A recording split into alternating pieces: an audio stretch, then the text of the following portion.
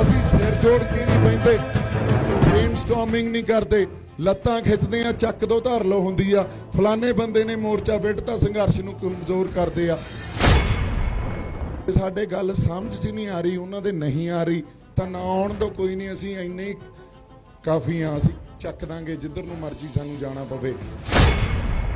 ਜੇ ਇਕੱਠੀਆਂ ਹੁੰਦੀਆਂ ਜਥੇਬੰਦੀਆਂ ਤਾਂ 31 ਜਥੇਬੰਦੀਆਂ ਨੇ ਇਹ ਡਿਸਾਈਡ ਕਰਨਾ ਸੀ ਵੀ ਅਸੀਂ ਪਟੀਸ਼ਨ ਫਾਈਲ ਕਰਨੀ ਆ, ਕਦੋਂ ਫਾਈਲ ਕਰਨੀ ਆ ਤੇ ਉਹਦਾ ਨਤੀਜਾ ਨਿਕਲੇ ਸਰਕਾਰ ਨੂੰ, ਕਿਉਂਕਿ ਕੱਲ ਨੂੰ ਜੇ ਅਸੀਂ ਕਾਨੂੰਨੀ ਲੜਾਈ ਲੜਨੀ ਆ, ਇਹ ਪਟੀਸ਼ਨ ਦਾ ਜੋ ਵੀ ਨਤੀਜਾ ਹੋਊਗਾ ਸਾਨੂੰ ਆਪਦੇ ਸਿਰ ਤੇ ਚੱਲਣਾ ਪਊਗਾ। ਉਹ ਜਦੋਂ ਸੰਘਰਸ਼ ਨੂੰ ਕਮਜ਼ੋਰ ਕਰਨਾ ਹੋਵੇ, ਸਰਕਾਰ ਕਿਸੇ ਨੂੰ ਚੱਕਦੀ ਆ, ਕਿਸੇ ਇੱਕ ਧਿਰ ਨੂੰ ਆਪਦੇ ਕੋਲੇ ਆਪਦੇ ਨਾਲ ਰਲਾ ਲੈਂਦੀ ਆ।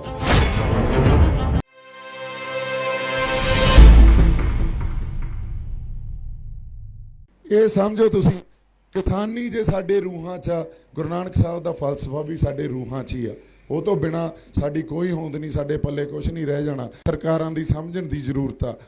ਕਨਸਪੀਰੇਸੀ ਹੁੰਦੀ ਆ, ਸਾਜ਼ਿਸ਼।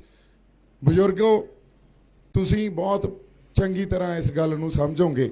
ਜਦੋਂ ਸੰਘਰਸ਼ ਨੂੰ ਕਮਜ਼ੋਰ ਕਰਨਾ ਹੋਵੇ, ਸਰਕਾਰ ਕਿਸੇ ਨੂੰ ਚੱਕਦੀ ਆ, ਕਿਸੇ ਇੱਕ ਧਿਰ ਨੂੰ ਆਪਦੇ ਕੋਲੇ ਆਪਦੇ ਨਾਲ ਰਲਾ ਲੈਂਦੀ ਆ ਤੇ ਇੱਕ ਮਾੜਾ ਮੋਟਾ ਕਮਜ਼ੋਰ ਜਿਹਾ ਕੇਸ ਪੈਦਾ ਕਰਕੇ ਉਹਨੂੰ ਫਾਈਲ ਕਰਾ ਦਿੰਦੀ ਆ ਤੇ ਉਸ ਕੇਸ ਦਾ ਜਿਹੜਾ ਫੈਸਲਾ ਆਉਂਦਾ ਉਹ ਸਰਕਾਰ ਦੇ ਹੱਕ 'ਚ ਹੀ ਆਉਣਾ ਹੁੰਦਾ, ਕਿਉਂਕਿ ਜਿਹੜੇ ਉਹਦੇ ਗਰਾਊਂਡਸ ਆ ਜਾਂ ਉਹ ਫਾਈਲ ਕਰਨ ਵਾਸਤੇ ਜਿਹੜੀ ਸਟੱਡੀ ਦੀ ਜ਼ਰੂਰਤ ਹੁੰਦੀ ਆ, ਉਹਨਾਂ ਧਿਆਨ ਤਾਂ ਦਿੱਤਾ ਹੀ ਨਹੀਂ ਗਿਆ ਹੁੰਦਾ। ਸੋ ਇਸ ਕਰਕੇ ਸਿਰ ਜੋੜ ਕੇ ਤਾਂ ਬੈਠੇ ਹੀ ਨਹੀਂ ਹੁੰਦੇ, ਸੰਵਾਦ ਤਾਂ ਕੀਤਾ ਹੀ ਨਹੀਂ ਹੁੰਦਾ ਕਿਸੇ ਨਾਲ। ਇਹ ਜਿਹੜੀ ਸਾਜ਼ਿਸ਼ ਆ ਉਹੀ ਸਾਜ਼ਿਸ਼ ਲੱਗਦੀ ਆ ਮੈਨੂੰ, ਕਿਉਂਕਿ ਜੇ ਇਕੱਠੀਆਂ ਹੁੰਦੀਆਂ ਜਥੇਬੰਦੀਆਂ ਤਾਂ 31 ਜਥੇਬੰਦੀਆਂ ਨੇ ਇਹ ਡਿਸਾਈਡ ਕਰਨਾ ਸੀ ਵੀ ਅਸੀਂ ਪਟੀਸ਼ਨ ਫਾਈਲ ਕਰਨੀ ਆ, ਕਦੋਂ ਫਾਈਲ ਕਰਨੀ ਆ ਤੇ ਉਹਦਾ ਨਤੀਜਾ ਨਿਕਲੇ ਸਰਕਾਰ ਨੂੰ, ਕਿਉਂਕਿ ਕੱਲ ਨੂੰ ਜੇ ਅਸੀਂ ਕਾਨੂੰਨੀ ਲੜਾਈ ਲੜਨੀ ਆ, ਇਹ ਪਟੀਸ਼ਨ ਦਾ ਜੋ ਵੀ ਨਤੀਜਾ ਹੋਊਗਾ ਸਾਨੂੰ ਆਪਦੇ ਸਿਰ ਤੇ ਚੱਲਣਾ ਪਊਗਾ। ਉਹ ਆਲਰੇਡੀ ਚੱਲਣਾ ਪਊਗਾ।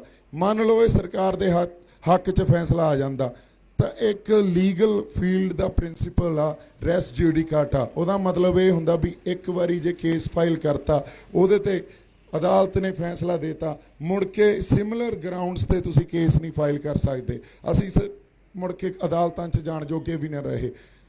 ਅਸੀਂ ਸਿਰ ਜੋੜ ਕੇ ਨਹੀਂ ਬਹਿੰਦੇ, ਬ੍ਰੇਨਸਟਾਰਮਿੰਗ ਨਹੀਂ ਕਰਦੇ, ਲੱਤਾਂ ਖਿੱਚਦੇ ਆ, ਚੱਕ ਦੋ ਧਰ ਲੋ ਹੁੰਦੀ ਆ, ਫਲਾਣੇ ਬੰਦੇ ਨੇ ਮੋਰਚਾ ਵਿੱਢਤਾ, ਸੰਘਰਸ਼ ਨੂੰ ਕਮਜ਼ੋਰ ਕਰਦੇ ਆ। ਕਿਵੇਂ ਕਮਜ਼ੋਰ ਕਰਦੇ ਆ? ਅਸੀਂ ਕਹਿੰਦੇ ਆ ਤੁਹਾਡੇ ਨਾਲ ਖੜੇ ਆ, ਤੁਹਾਡੀ ਲੜਾਈ ਲੜ ਰਹੇ ਆ, ਪਰ ਲੜਾਈ ਤੁਹਾਡੀ ਰਿਆਇਤਾਂ ਦੀ ਆ।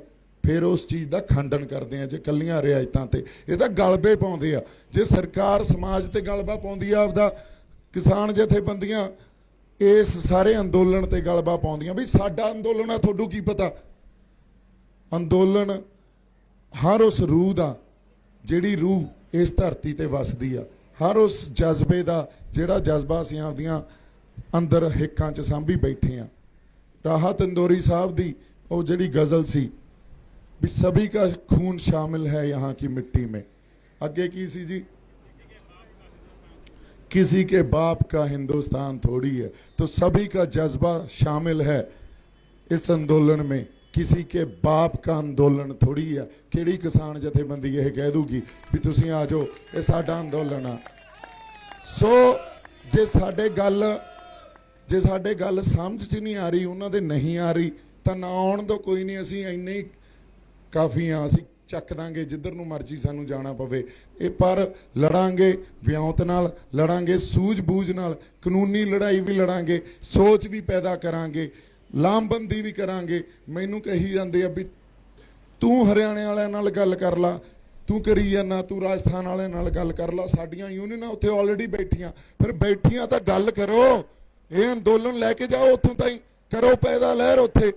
ਇੱਥੇ ਤਾਂ ਅਸੀਂ 10 ਬੰਦੇ ਵਿਚਾਰੇ ਇਕੱਠੇ ਹੋ ਕੇ ਲੱਗੇ ਆ ਤੇ ਤੁਹਾਡਾ ਸਾਨੂੰ ਹੌਸਲਾ ਹੱਲਾਸ਼ੇਰੀ ਮਿਲ ਜਾਂਦੀ ਆ। ਇਹਨਾਂ ਕੋਲੇ ਤਾਂ ਤਾਣਾ ਬਾਣਾ ਸਾਰਾ, ਇਹਦਾ ਸਟੇਟਮੈਂਟਾਂ ਦਿੰਦੇ ਆ, ਵਿਵਾਦ ਪੈਦਾ ਕਰਦੇ ਆ, ਉਲਝਾਉਂਦੇ ਆ ਸਾਨੂੰ। ਸੋ ਮੇਰੀ ਇਸ ਮੰਚ ਦੇ ਮਾਧਿਅਮ ਤੋਂ ਤੇ ਤੁਹਾਡੇ ਸਾਰਿਆਂ ਦੇ ਰਾਹੀਂ ਇਹਨਾਂ ਸਾਰੀਆਂ ਜਥੇਬੰਦੀਆਂ ਨੂੰ ਜਾਂ ਹਰ ਉਸ ਇਨਸਾਨ ਨੂੰ, ਸ਼ਖਸੀਅਤ ਨੂੰ ਜਿਹੜਾ ਇਹ ਅੰਦੋਲਨ ਲੜ ਰਹੀ ਆ, ਉਹਨੂੰ ਬੇਨਤੀ ਆ ਵੀ ਇਕੱਠੇ ਹੋ ਕੇ ਲੜੀਏ, ਬਹੁਤ ਵੱਡੀ ਤਾਕਤ ਬਣ ਜਾਾਂਗੇ। ਇਹਦੇ 'ਚ ਮੈਂ ਕੋਈ ਇਹਦੇ ਤੋਂ ਪਾਸੇ ਨਹੀਂ ਕੋਈ ਗੱਲ ਕਰ ਰਿਹਾ, ਗੱਲ ਇਸ ਦਾਇਰੇ 'ਚ ਹੀ ਕਰ ਰਿਹਾ। ਪਰ ਪਹਿਲਾਂ ਇਹ ਵੀ ਸਮਝਣਾ ਬਹੁਤ ਜ਼ਰੂਰੀ ਆ ਵੀ ਲੜਾਈ ਹੈ ਕੀ। ਜੇ ਅਸੀਂ ਇਕੱਠੇ ਹੋ ਜਾਈਏ ਔਰ ਲੜਾਈ ਹੈ ਕੀ ਸਾਨੂੰ ਨਹੀਂ ਪਤਾ, ਉਸ ਲੜਾਈ ਦਾ ਫਿਰ ਕੋਈ ਫਾਇਦਾ ਨਹੀਂ ਹੁੰਦਾ।